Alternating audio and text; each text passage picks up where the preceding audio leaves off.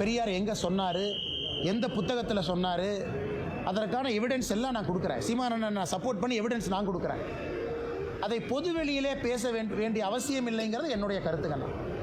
ஏன்னா பெரியார் பேசி எத்தனையோ புத்தகங்கள் இன்னைக்கு அழிச்சிட்டாங்க. ஏன்னா அந்தளவு பெரியார் அவர்கள் பேசியிருக்காங்க.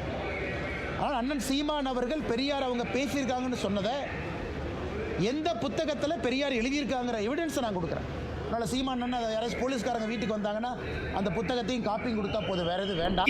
நம்மள சொன்ன கருத்து சரிதான். அதில் சும்மா நாங்கள் கற்பனையில் ஒன்றும் பேசலை, அவர் பேசினது தான் தப்பி பேசுகிறோம். அதுக்கான ஆதாரங்களை அவர் சொன்ன மாதிரி நிறைய புத்தகங்கள் இருந்து அவங்க அழிச்சிட்டாங்க. ரெண்டாவது அதை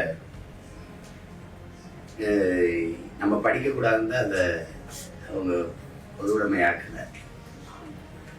அது நான் அதே படித்து அதே